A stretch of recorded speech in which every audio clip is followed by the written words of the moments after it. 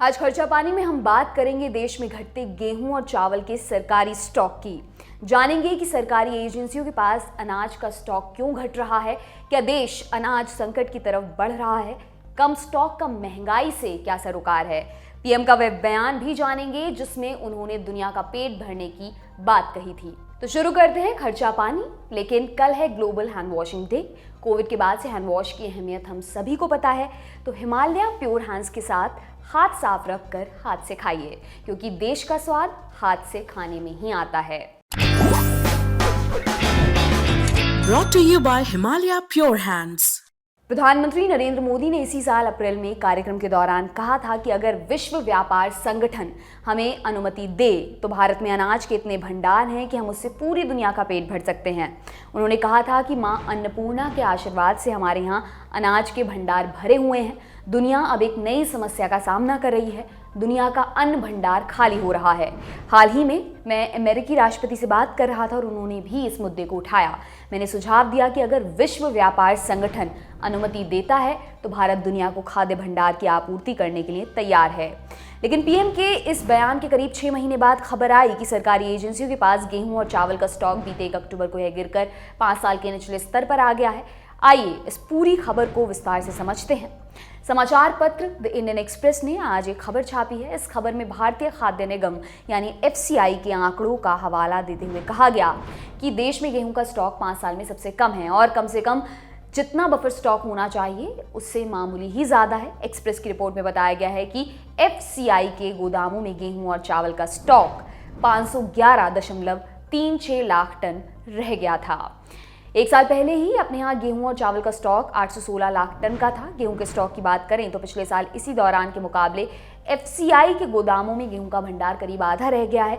1 अक्टूबर 2022 को एफसीआई के गोदामों में 227.46 लाख टन गेहूं का स्टॉक रह गया था, जबकि एक साल पहले 1 अक्टूबर को इन एजेंसियों के पास 468.52 लाख टन गेहूं का स्टॉक था। इससे पहले सिर्फ अक्टूबर 2017 में गेहूं और चावल का स्टॉक घटकर 433.36 लाख टन पर आया था। एफसीआई सरकारी एजेंसी और अनाज के भंडार का काम यही एजेंसी देखती है। इसी अनाज के भंडार से गरीबों को हर महीने अनाज बांटा जाता है। खाने पीने की चीज़ों की महंगाई से लोग पहले से काफ़ी परेशानी उठा रहे हैं, क्योंकि सितंबर में रिटेल महंगाई की दर 7.41% तक चढ़ गई है, जो कि 5 महीने में सबसे ज़्यादा है। इस बारे में हमने मोतीलाल ओसवाल फाइनेंशियल सर्विसेज के vice president commodity research Amit Sajija से बात की। आइए उन्हें सुनते हैं। देखिए, जैसे आपने बताया कि एफसीआई के पास जो स्टॉक है वो 5 साल में सबसे लोएस्ट है, क्योंकि 816 टन के आसपास हुआ करता था, जो अभी फिलहाल 511.4 के आसपास रह गया है, जो 2017 से सबसे लिमिटेड स्टॉक है। डेफिनेटली ये कंसर्न की बात है। लेकिन एक एनकरेजिंग चीज ये है कि जो चावल के स्टॉक्स थे, जहां पर 102.5 का एक बफर स्टॉक रहना चाहिए, उसके बजाय 2.8 टाइम्स ज्यादा है। लगभग 284 टन के आसपास चावल के स्टॉक हैं। तो ऑन द होल मैं समझता हूं कि सीरियल्स जिसे कहते हैं या फूड ग्रेन्स कहा जाता है, वो कहीं ना कहीं बैलेंस्ड है। इसके लिए बहुत चिंता की बात नहीं है। हालांकि ये जरूर है कि जो गेहूं के काफी स्टॉक्स डाउन है उसे हमें बढ़ाना बहुत जरूरी है, क्योंकि वो जो न्यूनतम जो स्तर होता है 205 के टन के आसपास, उसके काफी करीब पहुंच गए हैं। तो ये एक चिंता का विषय है। लेकिन ऑन द होल मैं कहूंगा कि फूड ग्रेन्स को लेकर बहुत चिंता नहीं, क्योंकि चावल का जो स्टॉक है वो अभी भी बरकरार है। गेहूं के बाद अब चावल के स्टॉक का भी हाल चाल ले लेते हैं। बारिश से इस साल धान की फसल भी खराब हुई है, लेकिन चावल को लेकर फिलहाल ज्यादा चिंता की बात नहीं है। बीते 1 अक्टूबर को सरकारी एजेंसियों के पास चावल का स्टॉक 283.9 लाख टन था। सरकार के नियमों के मुताबिक इस तारीख को चावल का minimum buffer stock 102.5 lakh ton होना चाहिए। मतलब कि अभी देश में चावल का स्टॉक मिनिमम बफर से 2.8 गुना ज्यादा है।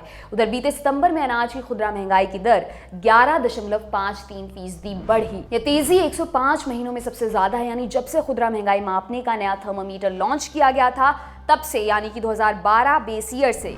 हालांकि सरकार ने घरेलू बाजार में इन चीजों की बढ़ती कीमतों पर लगाम लगाने के लिए इस साल कई अनाजों के निर्यात पर प्रतिबंध लगा दिया है। बीते मई ही भारत ने गेहूं के निर्यात पर प्रतिबंध लगा दिया था, क्योंकि बीते साल गेहूं की पैदावार में कमी की खबर आई थी। इससे पहले ही घरेलू बाजार में इसकी कीमतें रिकॉर्ड उच्च स्तर पर पहुंच गई थीं। गेहूं के निर्यात पर प्रतिबंध के कारण गेहूं के आटे का निर्यात बढ़ा। इसके निर्यात में एक साल पहले अप्रैल और जुलाई के बीच 200% का इजाफा दर्ज किया गया था। इसी साल अगस्त में केंद्र सरकार ने गेहूं का आटा, मैदा, सूजी आदि के निर्यात को प्रतिबंध लगा दिया।